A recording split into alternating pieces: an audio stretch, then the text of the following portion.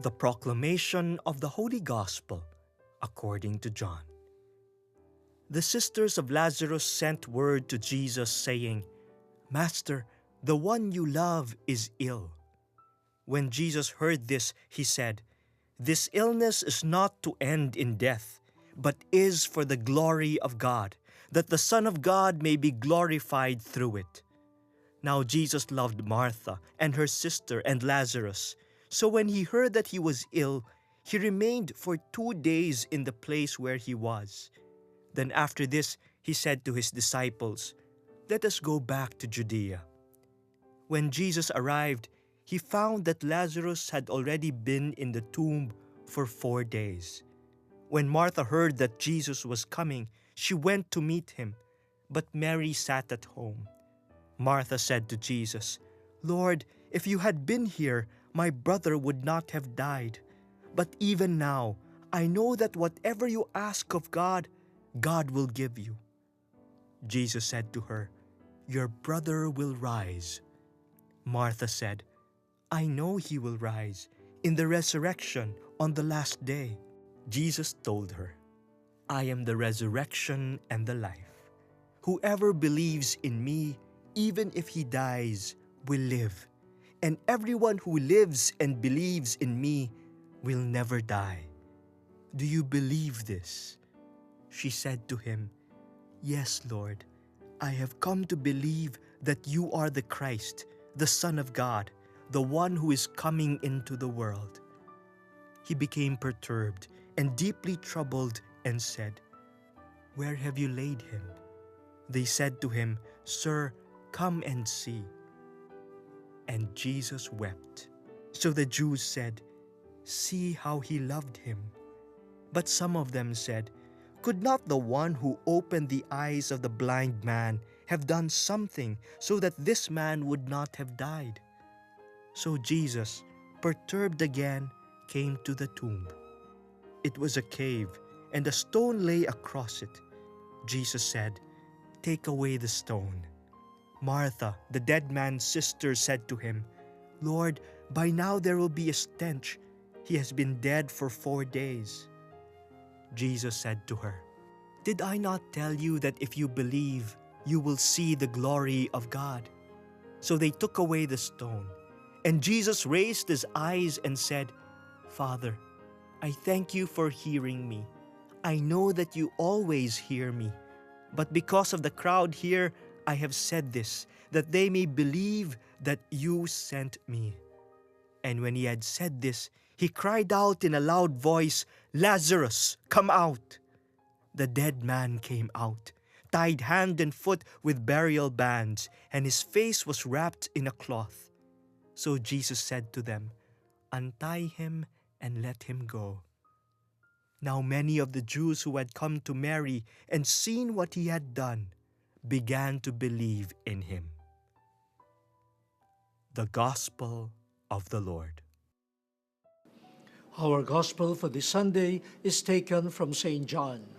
We have been reflecting on this beautiful truth that Jesus can confront death.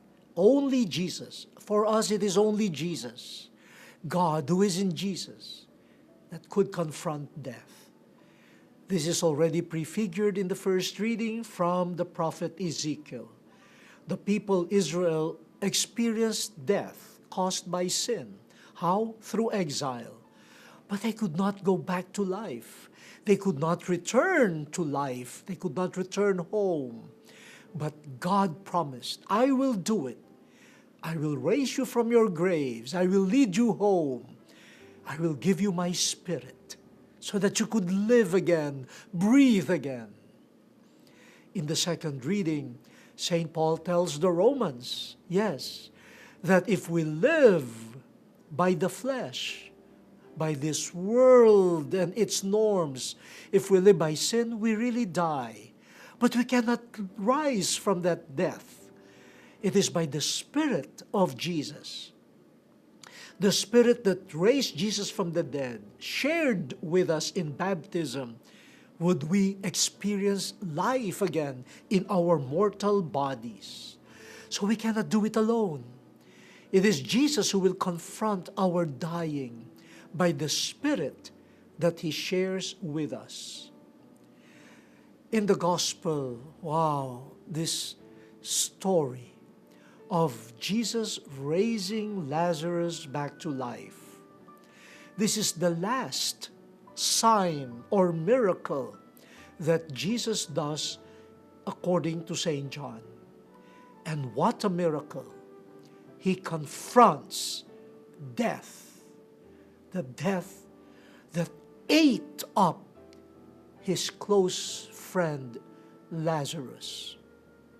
He would go to Judea to confront the death of Lazarus. But by going to Judea, according to the Gospel, He, Jesus Himself, would face death. He would confront His own death. But before facing His own death, He would confront death in the dying of Lazarus. How did Jesus do this? In fact, He had learned about the condition of Lazarus earlier. But instead of rushing to Bethany, He lingered a while. Was this recklessness? No. He said no. This was not a delay of someone who did not care. Jesus was doing this so that the glory of God will shine forth. Aha, this is a key. Jesus will confront death by the glory of God. And His behavior, His actions show that. His motivation expressed to the disciples was the glory of God. The will of God must be obeyed. And then when He reached the tomb, He prayed. He prayed to God. He prayed with tears. He relied on the power of God.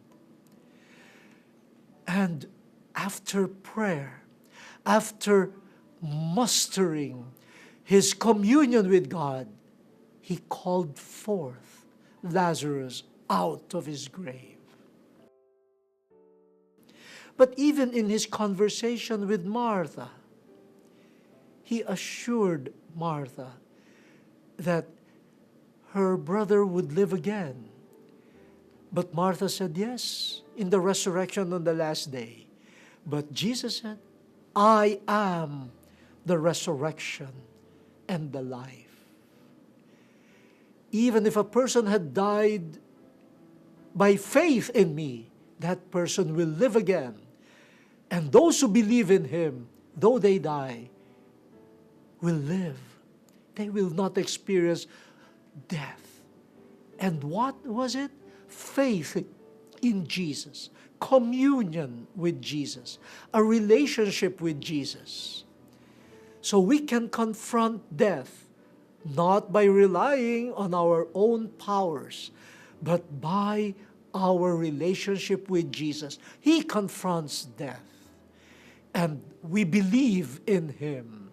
And by our faith, we can go to the different graves, the signs of death in our time, in our own life. My dear brothers and sisters, of course, we need to face the many causes of death in our contemporary world. And we need to act. Yes, we need to act together in order to combat the forces of death.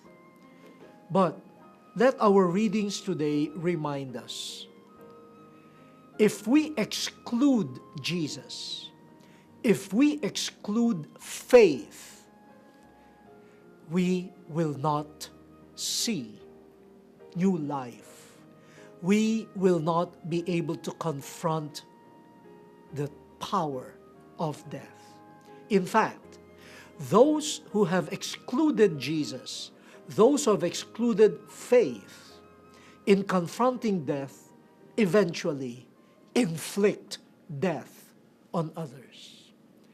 May I invite you to identify what are the graves, what are the signs of death in your community?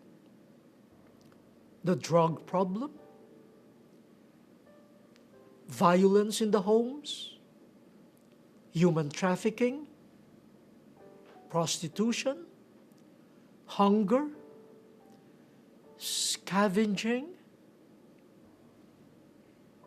Selling human beings for money? What? What are the death experiences in your community? How are you confronting them? By pride? We can do it? By illusion? I carry the forces of life? Or do we face them with the humility of faith? Jesus, here is the tomb. Remove the rock. Confront death for us. Call us out of our graves. Jesus, promise to do it. Jesus, please do it. The word has been exposed. Let us now fulfill it.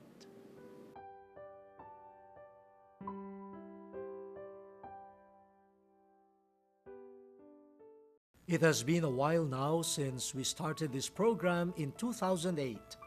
From day one, you have been with us, our dear friends, assisting us with open hands. We are inviting you once again to be our partners in this ministry. Following the mandate of the Lord to bring the good news to all, we can continue to broadcast and reach more people with your support, bringing the good news to them through television and the internet. Friends, your offering would be very much appreciated. Thank you. May the Lord reward you 100-fold.